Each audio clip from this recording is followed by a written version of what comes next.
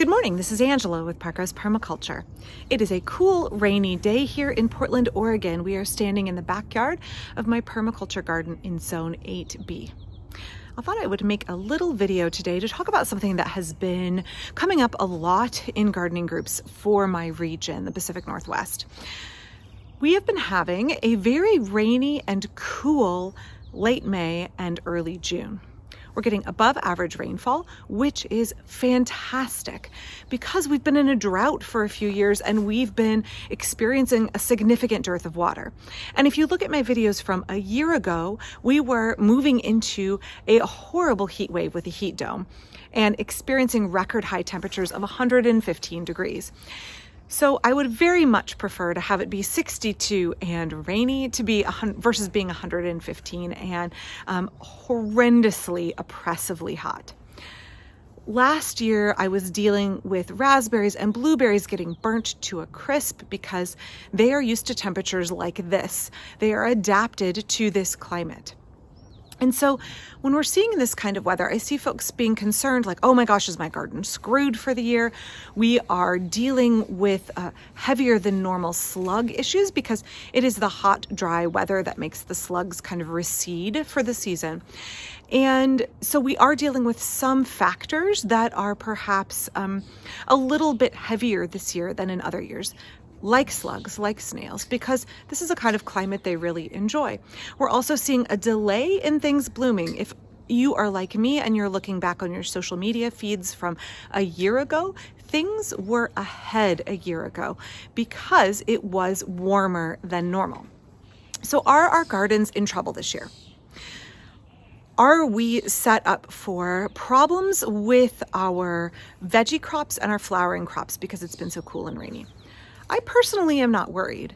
Folks saying things like, oh, we haven't had this kind of weather in 40 years.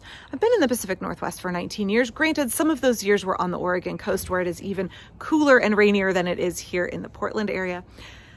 But I'm not particularly worried. We really needed our groundwater recharged. We really needed our snowpack in the mountains recharged. And for those of us on the western part of the Pacific Northwest, we have met that goal. We're no longer in a drought. Folks in the eastern part of the Pacific Northwest, it's a little different for them. Some of those areas are still facing a shortage of water and are praying for more rain. For me, I'm not worried about the rain that we're having now. I am finding that some of my flowers are having a rough go of it. But as somebody who's been here for almost 20 years, I know that you can expect your peonies, you can expect sometimes even your lilacs, you can expect your roses to look brown and mushy and not so great if we have heavy rain, because when those blossoms are at their peak, they are little cups that soak up all of the rain and you end up with them rotting very quickly. So I just know that is something you may have to deal with. You may also deal with the pelting rain knocking the blossoms off. I feel like folks here, when they're growing peonies, that's something that you just know to look for. You may be growing varieties of roses that are prone to bud blast. If we have that kind of late rain right as the flowers are unfurling, you may get bud blast. It's just something that we know is a potential when we grow these kinds of flowers in a rainy climate. In terms of my veggies, I know things like my tomatoes and my pumpkins and my peppers and my eggplants are all a little late getting going. My tomatoes still look pretty small. I waited a little bit late to plant them out because it was cool at night and the soil temperature was cooler than this time last year.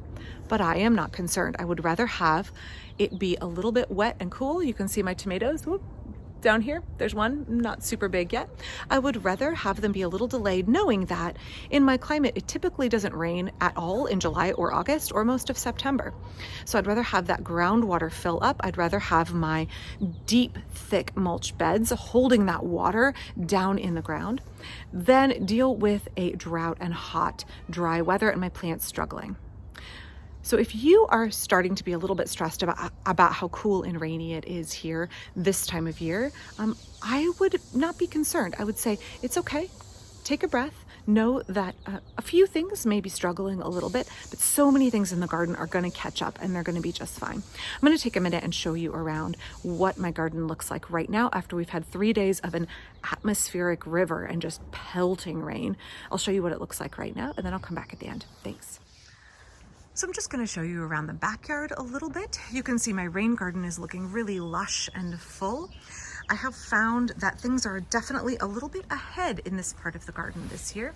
Some of the things that I would expect to be larger later, like my aster monch here, like some of my late summer flowers like echinacea are quite big and leafy and green.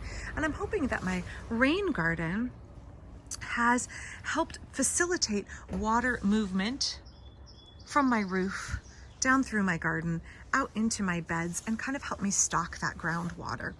And I know that the things in my rain garden that are maybe looking a little bit bigger than normal might need a little bit more pruning. For everything here, the rain has meant that they are bigger and more lush. I have a video about my roses here. As I spoke in the intro, bud blast is an issue for some of our roses. And for some, like my Cecile Brunner, that are at the end of their blooming cycle, you find that when it rains, the blossoms rot, and that's fine. She was almost done anyway, just means I've got to prune her back a little early. Some of my other roses are doing really, really well. Again, a little bit delayed, but they're starting to bloom. Not surprisingly, my Jude the Obscure has had a lot of blossoms knocked off in the rain. These big, showy blossoms here. Just a beautiful, beautiful rose, but they are prone to falling off in a heavy rain.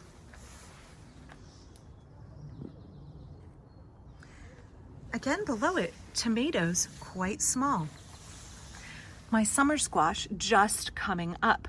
This should fill in this whole bed. It's just a little bit late. Other things in my garden are being weighed down by the rain and the wind, and so they're kind of leaning into the path. My asparagus is that way. The wind and rain have really knocked it down, and I'll have to string it up. But other things are super, super happy. Tree collards happy. Comfrey's still blooming. It's catching up from being a little bit behind. Everything looks incredibly green and lush. So if we're looking at those leafy green crops, we've got lots going in the garden, but the flowering things are a little bit behind. And in some ways that's good because our bees have not been able to be out quite as much as they would like due to the heavy rain. So we're having a break in the rain right now. You'll notice that there are bumblebees out everywhere today.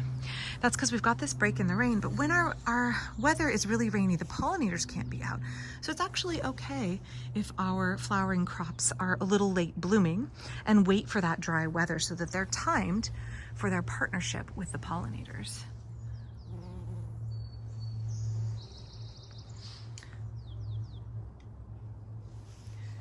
So thank you for watching today. I hope that you aren't too worried about your garden.